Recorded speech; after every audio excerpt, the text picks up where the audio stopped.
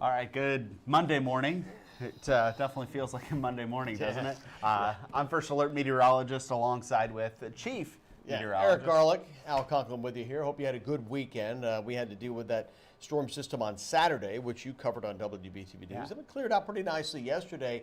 And today is a quiet day before we go downhill big time tomorrow. Yeah, and I was just telling Al off screen, if you look underneath the radar, you can see all of the colors and just an indication of everything that we're going to have to deal with over the next couple of days. But we have a First Alert Weather Day in place for your Tuesday, and it's a multifaceted First Alert Weather Day. We have the winter weather advisory up in the mountains. Yeah, well, here's the situation there. You say, wait a minute, I thought this was going to be rain. I thought we were talking about temperatures going into the 60s. Well, we are, but at the front end of this, the air will be marginally cold enough in the mountains, we believe, for some sleet and freezing rain on contact tomorrow morning. Now, it may not add up to much. I think you're saying perhaps up to an inch of sleet. That's probably on the high end of this, and maybe as much as 0.2 of an inch of ice. Kind of similar to what we had this past weekend. But again, this is going to be small potatoes compared to the main concerns that we have, which are going to be the heavy rain, the wind, and even severe weather. Now, everybody is going to have to deal with rain, but the wind issue will be with us as well. And you think, well, wait a minute, I guess he's talking about thunderstorms, right? No, these are non-thunderstorm winds. These are just winds that are associated with the storm system itself and the jet stream that's blowing through or will be blowing across the WBTV viewing area tomorrow. So 60-mile-per-hour winds perhaps in the mountains. So if we can get a little bit of ice on some of those tree limbs, that's going to be a problem, Eric. And then, of course, tomorrow in the Piedmont and the foothills, we have an advisory, maybe 50-mile-per-hour winds. That could probably be the top end of the range on this. And I forgot my sheet where it breaks down exactly where all of these go into effects. But in the mountains, the winds are going to start this evening tonight, yeah. and overnight. So potentially those winds up to 55 or 60 miles an hour. While we have that 1/10 of an inch or maybe even 2/10 of an inch of ice, could cause some power outages and weather-related issues on that end. Yeah. And we were talking about this earlier too. Wind is wind. Yep. It doesn't matter if you have a non-thunderstorm wind of 50 or 60 miles an hour or a thunderstorm wind gust of 50 or 60 miles an hour. It's going to do the same thing. That's right. But I was just trying to impress upon this to our viewers is that we're not talking about winds associated with thunderstorm.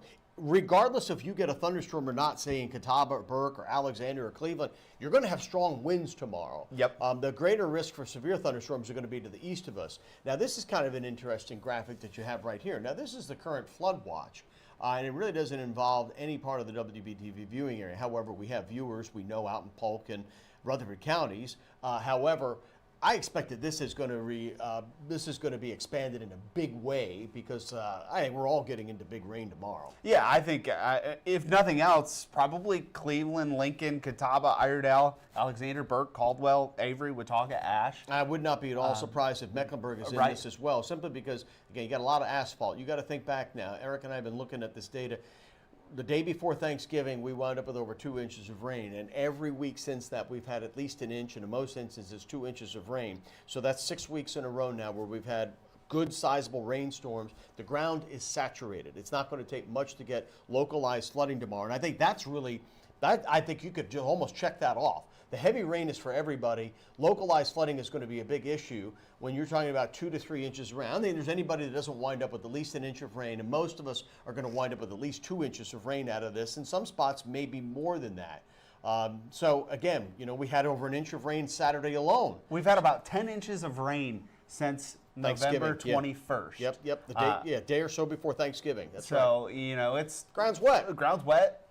Another side effect to nowhere for those it to winds, go. Trees coming down with the saturated soil. So wanted to break down this also. Severe weather risk, level 1, 2, and 3. And this is for the amount of storms, not what type of severe weather you're going to see, not necessarily tornadoes, not necessarily hail, not necessarily damaging winds, just the number of storms that we could see. Now breaking it down, flooding, heavy rain, strong winds, and even a tornado is possible. So I wanted to go a little bit more into that. So here's that severe weather risk, but tornado probabilities. We never show this on air because it's such a confusing graphic. But with us being here, a little bit more time to break it down. So green, brown, and yellow, your percentages on the top. This is within 25 miles of any given point within that shaded area. Also that black hatching into the yellow, Columbia, Florence, Fayetteville, over toward Wilmington. That's a 10% or greater probability within 25 miles of a significant tornado. EF2 to EF5. So definitely a lot of ingredients there, primarily winds too. The winds are just off the chart in the higher elevations with this system. And that's why we have the wind probabilities also. When we're talking about elevations, we're not necessarily talking about the mountains here. We're just talking about what's blowing above our heads. And if these thunderstorms can tap into some of that, and it's not that very far off of the surface. You go up a mile, the wind's going to be howling. And so if you can tap into some of that, then that can get brought down to the surface. And that's why you could say, well, there may be an EF2 tornado, which is on the, stronger tornado, significant tornado. Most of what we experience around here is an EF0, EF1. Not saying that we're going to get an EF2, but what we're saying is the conditions may be ripe for that. The wind certainly will be there. The question is, can we tap into any instability? Because the rain will be in here early in the morning, there's going to be a lot of cloud cover. And so what about the fuel for these thunderstorms? Where is that going to be? You can see, perfect lead-in, by the way, Al. Oh, well, that's, I've done this for a while. So we have thunderstorm fuel, or the instability that Al was talking about. It's low. It's marginal at best, but it's not going to take much with that wind dynamic that we have in place. So something to see as we go through the next couple of days. So this is some of our long-range models, GFS, European model, and you can see not as much definition on those areas of red, but just showing the possibility for some thunderstorm fuel. And you get the gist of what we're trying to talk about between these last two graphics. There's some, but not off the charts like the other ingredients. And when you're making a cake, you need all of the ingredients for that cake to turn out right. Another graphic that we typically don't show on air is significant tornado parameter. And basically, it's the model data looking at all of the ingredients needed to bake that cake and produce a tornado. And we typically don't see these values get too high here.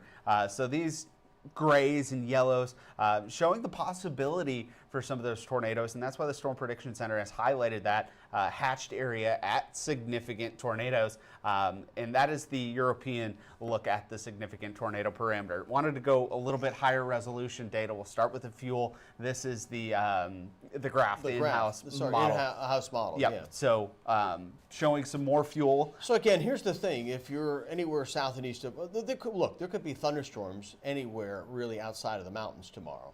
However, when we talk about where's the possibility for severe thunderstorms, so in other words, we may be tracking thunderstorms coming out of Polk and Rutherford and Burke counties tomorrow, but they're just non-severe thunderstorms. Then they start to get towards the Charlotte area, and they may tap into some of this available potential energy.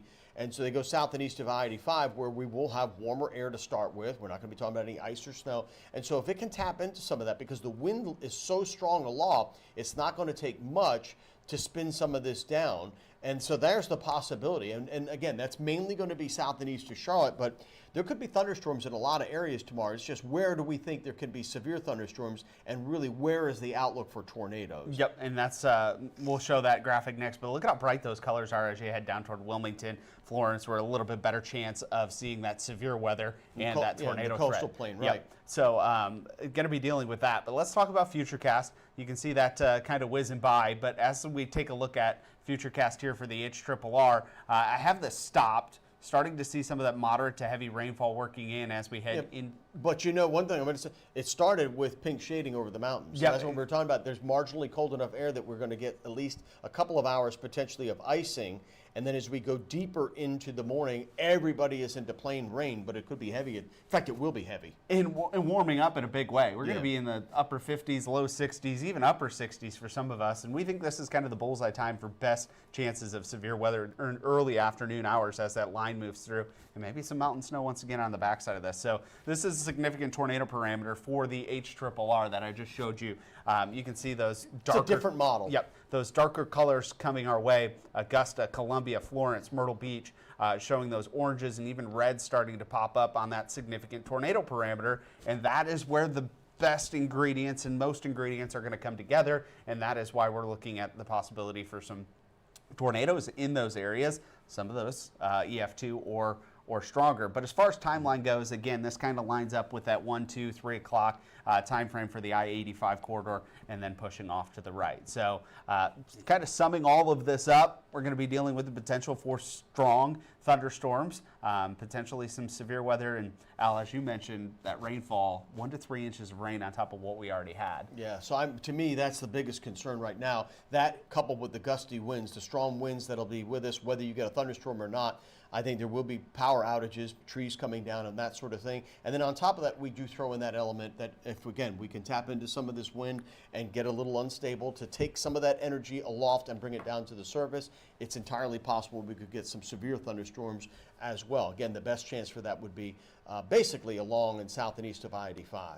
So here's where the system is right now. You can see it really just taking shape over the last couple of hours, and that's going to be pushing through pretty quickly through the Mississippi Delta and then eventually through Dixie Alley. That's where the severe weather threat is, level 1, 2, and 3. So we'll probably see some severe weather across that area as we go through the late afternoon and evening hours for tonight. So for the next 12 hours, we'll see those temperatures up into the low 50s and highlighting that first alert weather day for Tuesday, but also Friday. Got another chance for some first alert. Yeah, and Friday, I put that first alert up for Friday just to kind of let you know, hey, as you're making plans for your upcoming holiday weekend, we're probably going to start with rain here Friday night. Looks like it would be progressive, be out of here by Saturday morning, so maybe the weekend is overall going to be okay, but I don't think that storm system is going to be nearly as impactful as the one that's coming tomorrow. So again, today a quiet day, we're close to 50, just a gradual increase in cloud cover, but we ramp up in a big way here starting late tonight, and then everything unfolds tomorrow as we've just outlined here with heavy rain, wind, potential for severe weather, localized flooding. That's all on the table right now. So stick with us here at WBTV. We'll keep you posted both here on OTT, over your device, but also on air. We'll be breaking in. We'll let you know what's going to happen. Yeah, First Alert Weather app, the WBTV First Alert Weather app is a great tool. We update it every day, hour by hour, rain chances, severity chance. We update it all personally, so it's a great tool to have. Meteorologist Rachel Coulter and Lisa Villegas will be in later today. We're about 24 hours from the event. We start getting data pretty much every hour at this point, new data to look at. So make sure you check back for updates and get that most up-to-date forecast. All right, y'all have a good day, and we'll be here waiting on the storm.